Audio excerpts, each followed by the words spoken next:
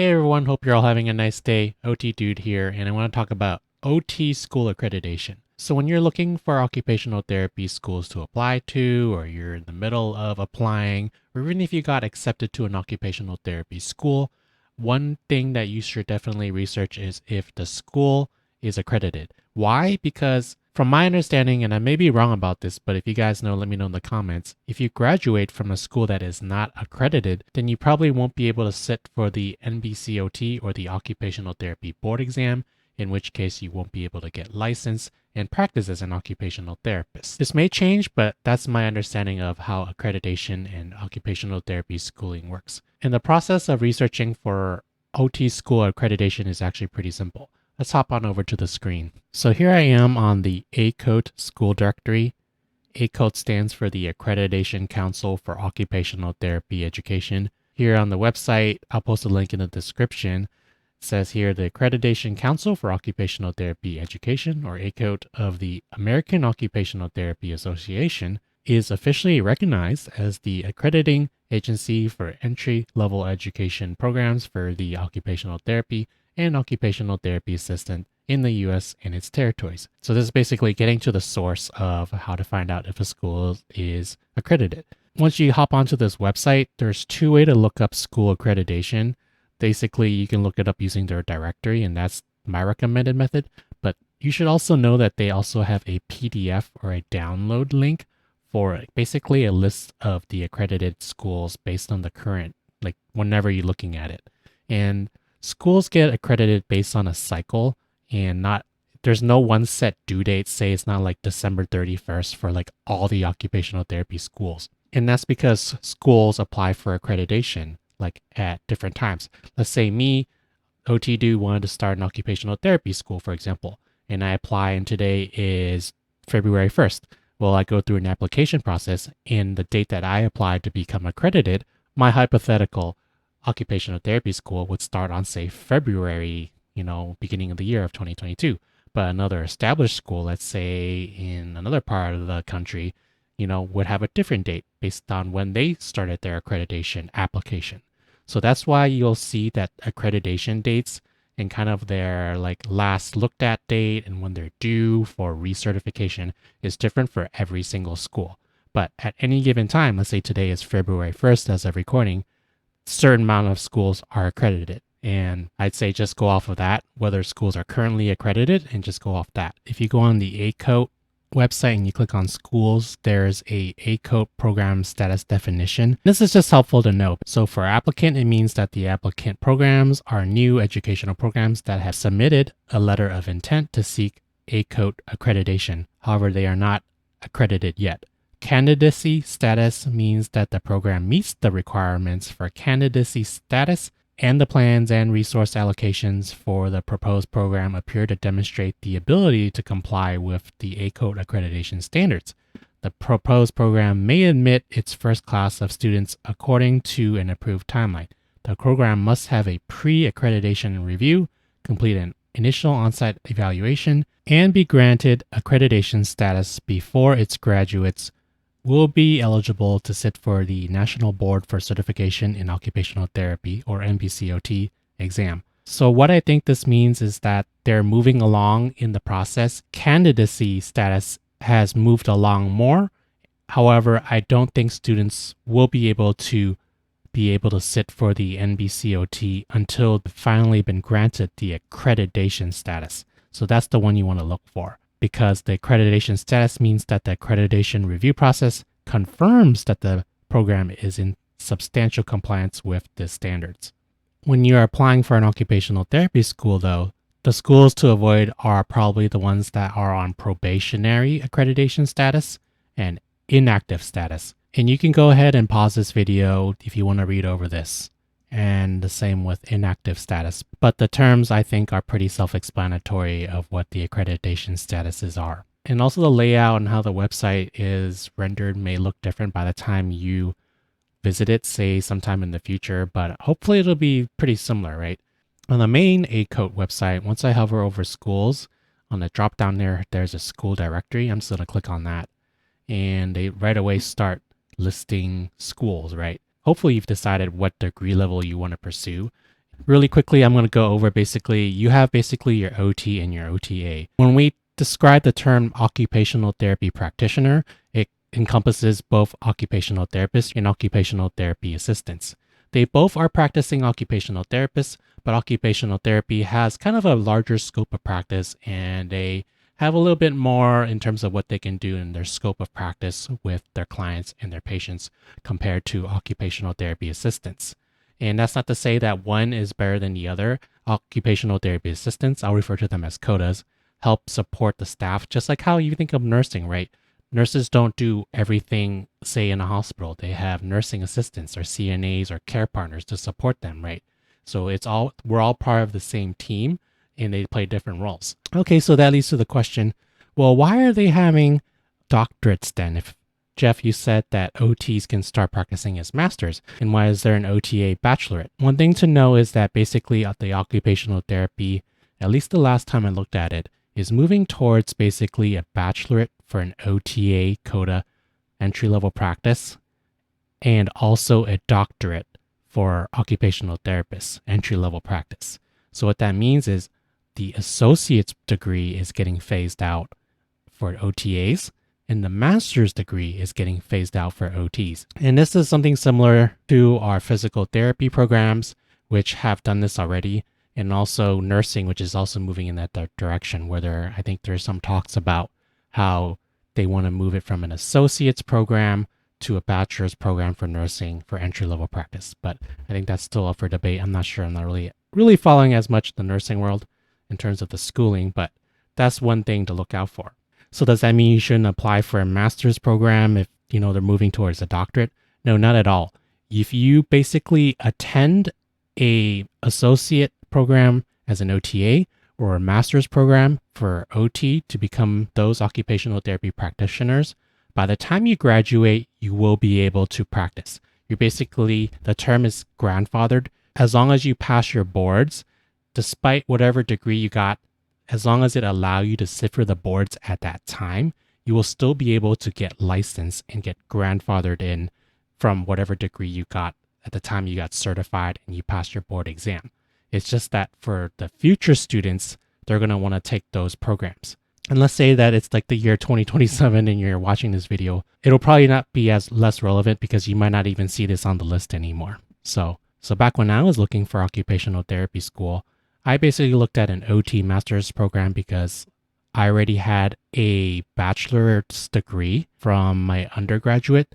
So it made more sense for me to pursue a master's degree, one, because I didn't have a master's degree, and because it was the logical path. So for me, it was an easier decision to choose between an OTA and an OT. I'll probably make a video for like OTA versus OT and then associates versus bachelorette, and then master's versus doctorate. But let's just get on to the accreditation lookup. So in my case, I was looking at an OT master, so I'm going to click that. And the next drop down, you have institution type. So this is basically your public schools and your private schools. Overall, I would say one main difference between private and public schools is the cost. Your public schools are generally going to cost less than private schools. Personally, for me, myself, I went to a private school for occupational therapy program, and I liked it a lot. If you already know that you want to, say, attend a private school or public school or vice versa or both, choose whatever option best fits for you. I'm going to leave it as all. And then the third drop down is status. So this is the most important part. You're going to want to click accreditation. So basically, this will filter your search results so that it lists only schools that are accredited. The last drop down is pretty self-explanatory. Basically, if you want to filter by state, you can select it. Say if you want to go to a school in Alabama or Hawaii, then you can choose it here. And one reason why you may want to choose this is because it will help you narrow down search results. And then it returns basically your search parameters to confirm what you have filtered. So the search results are, it looks like I probably forgot to click it. So here I have the accreditation, and that's kind of nice. I think more websites should have this feature in terms of the search parameters. So here I see the search results, and basically it goes by the school name, all of the degree level, and they should all say master's because I requested that search filter. The institution type, whether it's public or private, private for-profit, private nonprofit. The most important part, accreditation, and then some contact information. And I probably wouldn't go by this phone number or this email address or these email addresses, they may be out of date. But what's also nice is I see here there's an actual visit program website link. So I would click on these respective links to find the contact information if I was going to reach out and call them or email them. And earlier I mentioned the last on-site and next on-site. This is just basically the dates. So for example, for California State University in Dominguez Hills, the last on-site was in 2012, 2013, kind of overlapped with the years, I think this is what it means. And the next on-site is coming up in 2022 and 2023. Let's compare that to, say, Dominican University of California.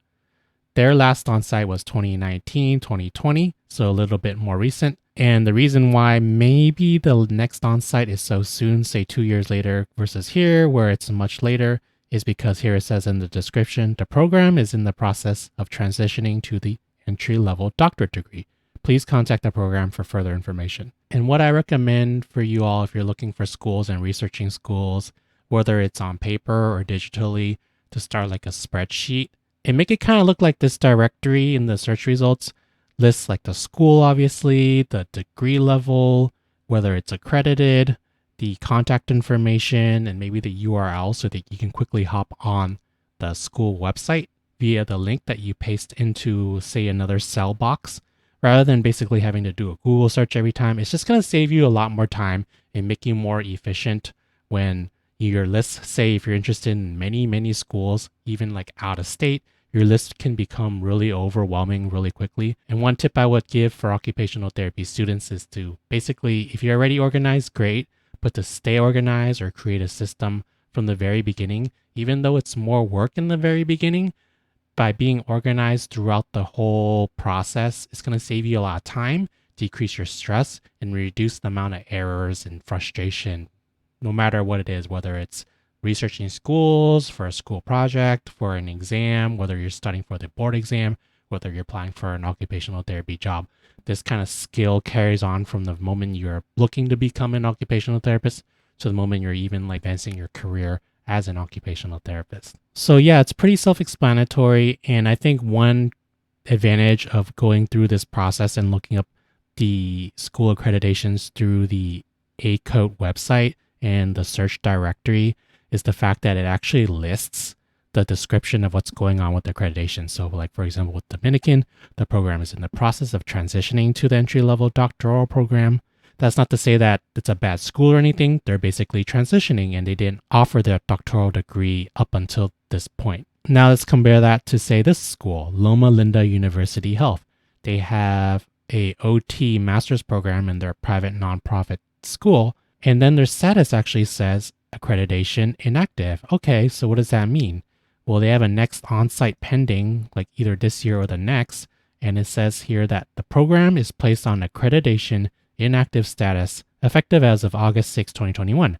Admission to this program is closed. The program is in the process of transitioning to the entry-level doctoral program. So basically, they've closed admissions probably for the master's program and they're in the process of transitioning. So basically, by going through this process of research, you saved a lot of time. You wouldn't have visited the school and like had to dig for this information when you can see it right away.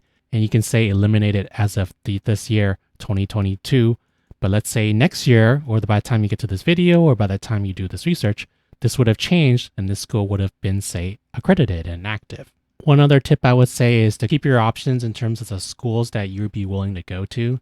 With public schools, it's generally cheaper to stay in state and go to a school where with private institutions, whether for-profit or nonprofit, it's probably going to cost more and it's not going to matter whether you go to school in state or not. However, if you're going to go to a school out of state, it's probably going to cost more overall because you're definitely going to be looking at costs for, say, housing and travel. And travel, it's not just only, okay, I went to, let's say, I don't know, Florida from the program beginning to the program end. You're going to travel back and forth. And the example is for holidays and time off, say for like Thanksgiving or Christmas time or spring break, you might have some time off. You might want to fly back to your home state. And that'll probably contribute to an increased cost of the program, so to speak. Your financial situation may be different. That's one thing to consider. And really quick, another way to look at accreditation schools, and this is just another way to look at the information, is to look at the historical PDFs.